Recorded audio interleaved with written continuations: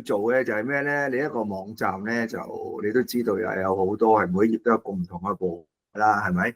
咁有 footer header 嗰啲位置咁樣，咁所以咧又係有啲嘢要做嘅喺 Django。其實整咗之後就好方便嘅。首先咧就係Django 係會有個叫做base 嘅HTML file 嘅，就係所有嘅頁面嘅基本設計一定喺嗰度就設計咗個基本個 basic structure。咁嗱，你未整之前，你就 create 咗兩個啦。你如果唔係會有 error 出現嘅，就 header HTML 咁裏邊咪有嘢冇問題嘅，你遲啲擺啊，或者你就係其實我哋可以將我哋過往 LAMP stack 裏邊學嗰啲嘅頁面設計擺落去嘅，全部可以擺翻晒落去嘅。只不過就係有啲嘢要做啫，不過啲後話遲啲先講。咁啊 footer 係啦，咁你又係整咗個 file 先，咁冇嘢冇問題嘅，唔好理佢。好啊，跟住然後咧，我哋就整一個叫 base HTML 嘅 file。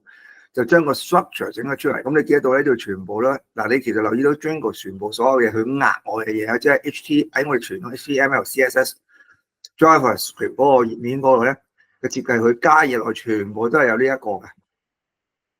呢一個即係大部分跟住 percentage， 全部都係有啲咁嘅嘢嘅佢。好啦，咁你見得到就係你 set， 你可以咁 set 啦。嗱，呢個位置要 set 嘅就係 head， 咁呢個位置嘅 title， 如果我哋寫 econic 噶嘛，咁而家你就打呢個。成個打呢個，咁啊裏邊個 block 裏邊咧就所有都係用 block 嘅，呢個係 title， 跟住係 end block 咁樣，咁你就跟住喺翻你個頁面嗰度咧，譬如話我哋攞翻我哋嘅box 呢一個，咁你就喺翻你頁面就 exactly 擺翻呢個落去，擺翻呢個落去，就擺翻你想打嗰個字 icon 啊，咁就得噶啦，喺中間咁就得噶啦，咁就係嗰個 title 部分噶啦，咁樣，即係你跟翻佢排列次序嗰個。你跟翻嗰佢嗰個排列次序就得㗎啦，即係個 base 嚟，我講個 base 先啊。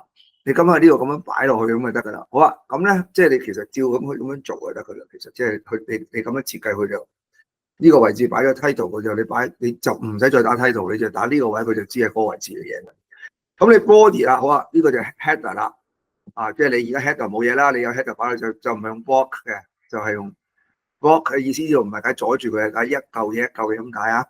include 咗 header， 你最尾咧，你就可以 include 個 footer 咯，咁樣咁你有 head 噶嘛，個位置噶嘛，係咪？即係個 body 裏邊，你會有個唔係 head， 應該有個title， 你有個 title 噶嘛，你望翻你呢個位置，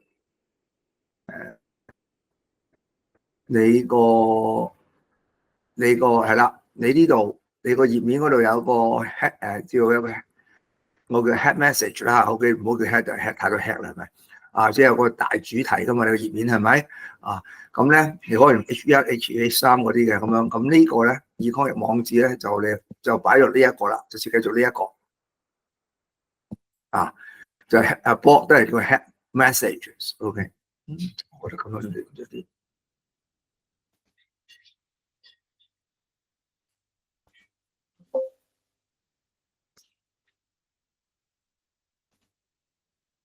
呢個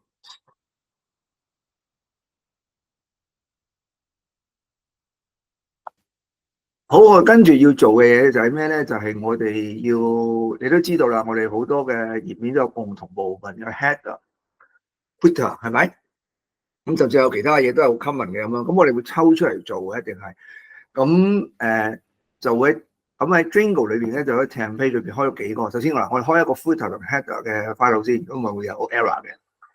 咁咧就裏邊冇嘢冇問題嘅，咁即係你冇嘢先啫，就係定咗個樣先啦咁樣。其實你可以定埋一個叫 index HTML， 不過你未有嘢就唔好搞佢住啦咁樣。好啦，咁咧就跟住我哋整一個 base 嘅 HTML。呢個 base HTML 咧就係咩嚟嘅咧？就係個頁面個基本結構頁面嘅基本結構。咁基本上佢有幾樣嘢構成嘅。咁最重要咧就係呢個頁面裏邊咧最主要就來自兩個，一個就所有嘢都有咁樣嘅啦，即係有個咁嘅開頭，即係你發覺逢係咧 Django 喺呢一個 HTML 頁面裏邊咧，就一定係有個大括號、細括號，跟住有 percentage 嘅。咁咧，如果你係 block 唔係阻住你咁嘅意思喺呢度，呢個即係我一嚿嘅一塊一塊咁一個區間咁樣。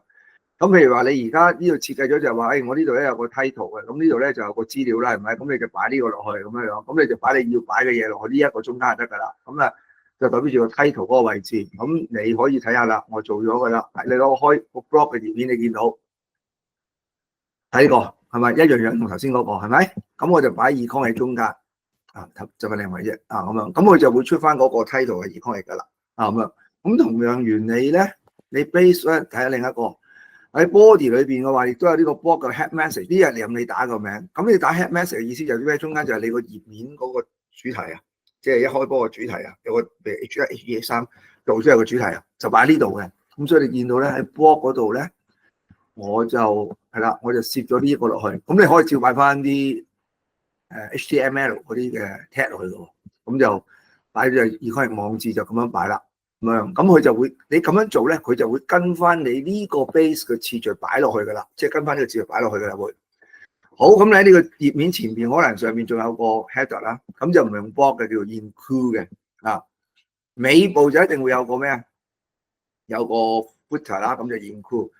咁你中間有個內容 content 係咪？咁呢啲名你自己設計嘅啫，只不過你係按照呢個 base 嘅 HTML 排你次序排落去嘅啫嚇。咁你照呢個次序咁排落去就識咁樣執呢個頁面出嚟㗎啦。所以你見到而家 Facebook 呢度咧係冇晒嗰啲嗰個 HTML 嗰個嘅設計頁面冇晒㗎，全部換晒啲咁嘅 percentage 面啦，係咪？全部變咗 percentage 㗎，係咪？即係大倍好 percentage， 因為你呢邊已經做咗啦，佢跟你呢邊做，咁啊跟你呢個次序做，佢就知道哦呢嚿嘢啊，即係呢嚿嘢啊，就應該咧係擺喺個頁面裏邊嘅呢樹咁樣啊。咁啊呢嚿嘢啊，即係成個 blog 啊呢一個呢個 content 呢個位置啊咁樣啊，應該咧就係擺喺呢個位置咁樣啊，即係呢即係唔係呢位呢個位咁樣，佢跟住你做㗎啦，會跟住擺呢個位咁樣。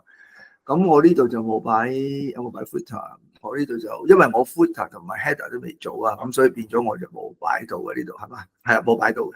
如果擺嘅話，你咪係順住次序擺落去咯，啊，將個 header 擺落去咯。啊咁樣咁就得㗎啦，咁就係咁簡單嘅啫，其實咁樣。好啊，咁咧就好啊，咁你要用到呢個頁面㗎嘛？而家呢個 blog 用到啲頁面咧，就擺呢一個 extend 呢一個 base HTML 就得㗎啦，佢就識搞㗎啦。